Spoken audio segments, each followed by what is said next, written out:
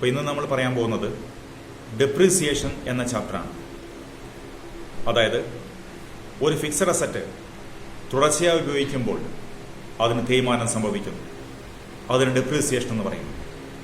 Depreciation means decrease in the value of fixed assets due to wear and tear, passage of time or reflection of time or obsolescence or any other cause. Fixed അസറ്റിന് വരുന്ന ഉപയോഗം കൊണ്ട് വരുന്ന തേയ്മാനം, അതിന് പറയുന്ന ഫ്രേസാണ് wear and tear. അപ്പോൾ ഡെപ്രീസിയേഷൻ വരാനുള്ള കുറേ കാരണങ്ങളുണ്ട്. ഒന്നാമത്തെ കാരണമാണ് കോൺസ്റ്റന്റ് യൂസ് അല്ലെങ്കിൽ വിയർ ആൻഡ് ടിയർ. സ്ഥിരമായ ഒരു ഫിക്സഡ് അസറ്റ് ഉപയോഗിക്കുമ്പോൾ അതിൻ്റെ വാല്യൂവിൽ കുറവ് വരുന്നു. അതിന് ഡെപ്രീസിയേഷൻ എന്ന് പറയുന്നു. ഡെപ്രീസിയേഷന്റെ രണ്ടാമത്തെ കാരണമാണ് എക്സോഷൻ അല്ലെങ്കിൽ ഡിപ്ലഷൻ. ഈ ഡിപ്ലഷൻ എന്നുള്ള പദം ഈ നാച്ചുറൽ റിസോഴ്സുമായി ബന്ധപ്പെട്ട ഒരു പദമാണ്. മൈൻസ്, ക്വാറീസ്, ഓയിൽ വെൽസ് തുടങ്ങിയ ആസ്തികൾ, അതിൽ നിന്നും ഈ ധാതുക്കൾ കുഴിച്ചെടുക്കുമ്പോൾ അല്ലെങ്കിൽ എക്സ്ട്രാക്ട് ചെയ്യുമ്പോൾ അതിൻ്റെ വാല്യൂ ഇങ്ങനെ കുറഞ്ഞുകൊണ്ടിരിക്കും. അതിന് നമ്മൾ ഡിപ്ലഷൻ എന്ന് പറയും, അല്ലെങ്കിൽ എക്സോഷൻ എന്ന് പറയും. ഡെപ്രീസിയേഷന്റെ മൂന്നാമത്തെ കാരണമാണ് പാസേജ് ഓഫ് ടൈം അല്ലെങ്കിൽ എഫ്ലക്ഷൻ ഓഫ് ടൈം. കാലം കഴിയും തോറും ചില ആസ്തികളുടെ വാല്യൂ കുറഞ്ഞുകൊണ്ടിരിക്കും. ഉദാഹരണമായിട്ട് ഒരു ലാൻഡ്, ഒരു ഭൂമി പാട്ടത്തിനെടുക്കുകയാണ്. 5 കൊല്ലത്തേക്ക് അല്ലെങ്കിൽ 10 കൊല്ലത്തേക്ക് പാട്ടത്തിനെടുക്കുമ്പോൾ 5 കൊല്ലത്തിലെ പാട്ടത്തിനെടുത്തെന്ന് വിചാരിച്ചോളൂ. അങ്ങനെയാണെങ്കിൽ ഓരോ വർഷവും 1/5 ഭാഗം വീതം അതിൻ്റെ വാല്യൂ കുറഞ്ഞുകൊണ്ടിരിക്കും. 5 കൊല്ലം കഴിഞ്ഞാൽ ഈ ലീസ് ഹോൾഡ് ലാൻഡിൻ്റെ വാല്യൂ 0 ആയിരിക്കും. അപ്പോൾ അതിൻ്റെ വാല്യൂ ഇങ്ങനെ കുറച്ചുകൊണ്ടിരിക്കുകയാണ്. അതിന് നമ്മൾ പാസേജ് ഓഫ് ടൈം അല്ലെങ്കിൽ എഫ്ലക്ഷൻ ഓഫ് ടൈം മുഖേനയുള്ള ഡെപ്രീസിയേഷൻ എന്ന് പറയാവുന്നതാണ്. നാലാമത്തെ ഡെപ്രീസിയേഷന്റെ കാരണമാണ് ഒബ്സോളസൻസ്. ഒബ്സോളസൻസ് എന്ന് പറഞ്ഞാൽ decrease in value of fixed asset due to a change in fashion or change in technology. Fashion change ചെയ്യുമ്പോൾ അല്ലെങ്കിൽ ടെക്നോളജി മാറുമ്പോൾ കൂടുതൽ കപ്പാസിറ്റിയുള്ള പുതിയ നൂതനമായ ആസ്തികൾ മാർക്കറ്റിൽ വരും. അപ്പോൾ നമ്മൾ പഴയ ആസ്തികൾ നമ്മൾ ഒഴിവാക്കും. അങ്ങനെ ഒഴിവാക്കുന്ന പഴയ ആസ്തികളുടെ കോസ്റ്റ് നമ്മൾ ഡെപ്രീസിയേഷൻ എന്ന് പറയും. ഉദാഹരണമായി നമ്മുടെ KSFE ഓഫീസിൽ പഴയ കാലത്ത് കൂടുതൽ വിലയേറിയ ഒരു ടിവിൻ്റെ ഒക്കെ ആകൃതി, പഴയ ടിവിൻ്റെ ഒക്കെ ആകൃതിയിലുള്ള കൂർത്ത കമ്പ്യൂട്ടറാണ് ഉണ്ടായിരുന്നത്. പിന്നീട് കൂടുതൽ മികച്ച LED കമ്പ്യൂട്ടർ വന്നപ്പം പഴയ കമ്പ്യൂട്ടർ നമ്മൾ ഒഴിവാക്കി. അങ്ങനെ ഒഴിവാക്കുന്ന പഴയ കമ്പ്യൂട്ടറിൻ്റെ കോസ്റ്റ് ഡെപ്രീസിയേഷനായി കണക്കാക്കുന്നു. ഇതേപോലെ ഫാഷൻ ചേഞ്ച് ചെയ്യുമ്പം പുതിയ ഫാഷനിലുള്ള അസറ്റ് മാർക്കറ്റിൽ വരും. അപ്പം പഴയ ഫാഷനിലുള്ള അസറ്റ് നമ്മൾ ഒഴിവാക്കേണ്ടി വരും. അതിന് നമ്മൾ ഡെപ്രീസിയേഷൻ എന്ന് പറയുന്നു. അത് ഒബ്സോളസൻസ് മുഖേനയുള്ള ഡെപ്രീസിയേഷനാണ്.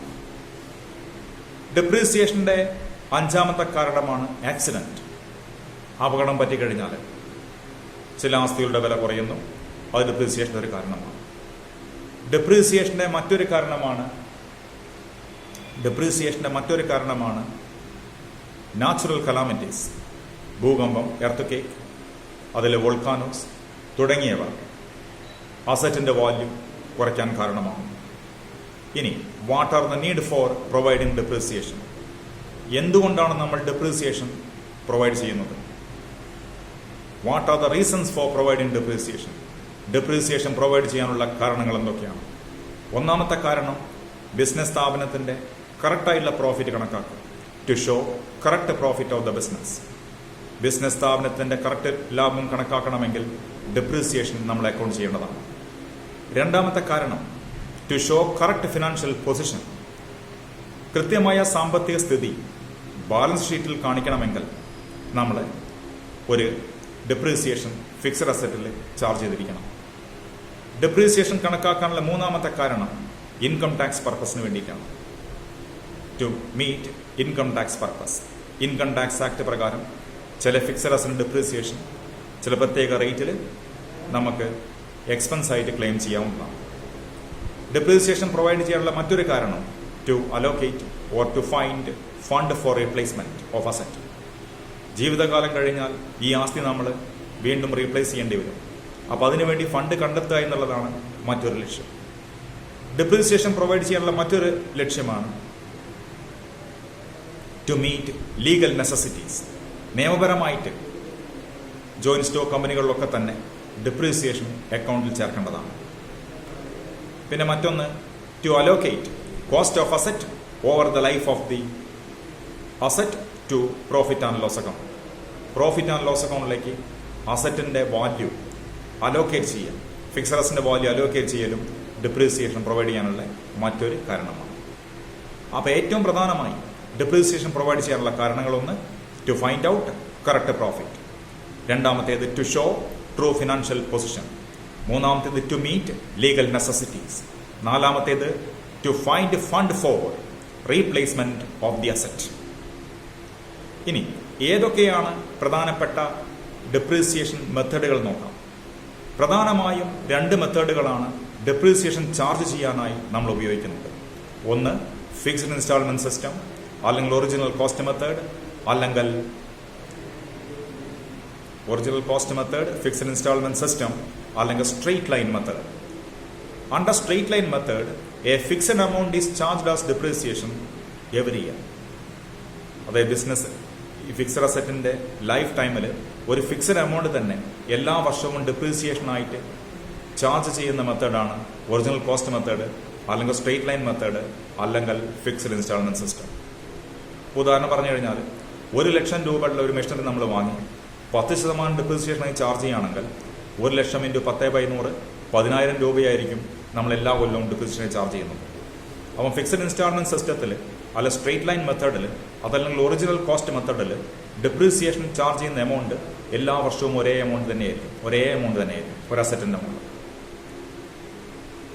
ഫിക്സഡ് ഇൻസ്റ്റാൾമെന്റ് സിസ്റ്റം പ്രകാരം ഡിപ്രീസിയേഷൻ കണക്കാക്കാനുള്ള ഫോർമുലയാണ് depreciation equals to original cost of the asset or original purchase price of the asset plus installation charges minus scrap value divided by life of asset. ഇപ്പം നമ്മൾ ഒരു 96,000 രൂപയ്ക്ക് നമ്മളൊരു machinery വാങ്ങി, 9,000 രൂപ അതിൻ്റെ ഇൻസ്റ്റലേഷൻ ചാർജ് അല്ലെങ്കിൽ ഫിറ്റ് ചെയ്യാനുള്ള ചാർജ് വന്നു, 5,000 രൂപ അതിൻ്റെ ലൈഫ് ടൈമിന് ശേഷം സ്ക്രാപ്പ് വാല്യൂ വരികയാണ്. 10 കൊല്ലമാണ് ഈ അസറ്റിന്റെ കാലാവധി അല്ലെങ്കിൽ ജീവിതകാലം. എങ്കിൽ ഡിപ്രീസിയേഷൻ എത്രയായിരിക്കും നോക്കാം. ഡിപ്രീസിയേഷൻ കണക്കാക്കാനുള്ള ഫോർമുല അനുസരിച്ച് 96,000 original cost plus 9,000 installation charges minus scrap value 5,000 divided by 10. 96 9 കൂടി കൂട്ടിക്കഴിഞ്ഞാൽ 1,500. 1,500 5,000 കുറച്ചു, അപ്പോൾ 1 ലക്ഷം. 1 ലക്ഷം ഡിവൈഡ് ബൈ 10 10,000 രൂപയായിരിക്കും സ്ട്രെയിറ്റ് ലൈൻ മെത്തേഡ് പ്രകാരമുള്ള 10 കൊല്ലത്തെ ഓരോ കൊല്ലവും ചാർജ് ചെയ്യുന്ന ഡിപ്രീസിയേഷൻ. രണ്ടാമത്തെ ഡിപ്രീസിയേഷൻ മെത്തേഡാണ് ഡിമിനിഷിംഗ് ബാലൻസ് മെത്തേഡ്, അല്ലെങ്കിൽ റിട്ടേൺ ഡൗൺ വാല്യൂ മെത്തേഡ്, അതല്ലെങ്കിൽ fixed diminishing balance method, written down value method, അല്ലെങ്കിൽ റെഡ്യൂസിംഗ് ഇൻസ്റ്റാൾമെന്റ് സിസ്റ്റം എന്നറിയപ്പെടും. Written down value method, diminishing balance method, അല്ലെങ്കിൽ റിട്ടേൺ ഡൗൺ വാല്യൂ മെത്തേഡ് എന്നറിയപ്പെടും. ഇത് പ്രകാരം എത്രയാണോ ബുക്ക് വാല്യൂ അതിന്റെ മുകളിൽ ഡിപ്രീസിയേഷൻ കണക്കാക്കുക. ഒരു വർഷത്തെ ഡിപ്രീസിയേഷൻ കഴിച്ചുള്ള വാല്യൂവിന്റെ മുകളിലാണ് അടുത്ത വർഷം തയ്യാറാക്കുക. അടുത്ത വർഷം ഡിപ്രീസിയേഷൻ കുറച്ചിട്ടാണ് അതിന്റെ അടുത്ത വർഷം ഡിപ്രീസിയേഷൻ നമ്മൾ കണക്കാക്കേണ്ടത്. ഉദാഹരണം പറഞ്ഞാൽ ജനുവരി 1, 2020 നമ്മളൊരു മെഷീനറി വാങ്ങി 1 ലക്ഷം രൂപയ്ക്ക് 10% ഡിപ്രീസിയേഷനാണ് കണക്കാക്കുന്നത്. അപ്പോൾ 2020 1 ലക്ഷം ഇൻറ്റു 10/100 10,000 ഡിപ്രീസിയേഷനായി നമ്മൾ എഴുതിത്തുള്ളൂ. അടുത്ത കൊല്ലം 1 ലക്ഷത്തിന് 10,000 കുറച്ചിട്ട് 90,000 വരിക. 90,000 മുകളിൽ 10% ഡിപ്രീസിയേഷൻ കണക്കാക്കും. അപ്പോൾ 9,000 ഉണ്ടാവുള്ളൂ ഡിപ്രീസിയേഷൻ. മൂന്നാമത്തെ വർഷം 90,000 സെക്കൻഡിൽ ഡിപ്രീസിയേഷനായി 9,000 കുറച്ചാൽ 81,000 ഉണ്ടാകും. 81,000 മുകളിൽ 10% ഡിപ്രീസിയേഷൻ കണക്കാക്കും. അപ്പം 8,100. അങ്ങനെ ഡിപ്രീസിയേഷൻ എമൗണ്ട് കുറഞ്ഞു വരുന്ന ഒരു മെത്തേഡാണ് ഡിമിനിഷിംഗ് ബാലൻസ് മെത്തേഡ്, അല്ലെങ്കിൽ റിട്ടേൺ ഡൗൺ വാല്യൂ മെത്തേഡ്. ഇപ്പോൾ ജോയിന്റ് സ്റ്റോക്ക് കമ്പനികളിൽ ഇൻകം ടാക്സ് പർപ്പസിന് വേണ്ടി ഉള്ള depreciation method written down value മെത്തേഡാണ്. അതിനാണ് അംഗീകാരമുള്ളത്. ഇനി റിട്ടേൺ ഡൗൺ വാല്യൂ മെത്തേഡിന്റെ ഒരു പ്രത്യേകത, ഒരിക്കലും ഒരു അസറ്റ് ഈ മെത്തേഡ് പ്രകാരം അതിന്റെ ബുക്ക് വാല്യൂ 0 ആയി മാറുന്നില്ല എന്നുള്ളതാണ്. പിന്നെ റിട്ടേൺ ഡൗൺ വാല്യൂ മെത്തേഡ് കൂടുതൽ ഇക്വിറ്റബിൾ മെത്തേഡാണ്. കാരണം ഒരു അസറ്റ് നമ്മൾ വാങ്ങുമ്പോൾ അതിന്റെ റിപ്പയർ ആദ്യകാലത്ത് കുറവായിരിക്കും, അപ്പോൾ ഡിപ്രീസിയേഷൻ കൂടുതൽ.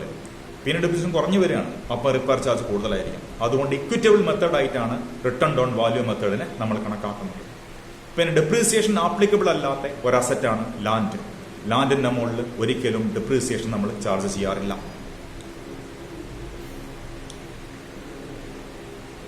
അസറ്റ്.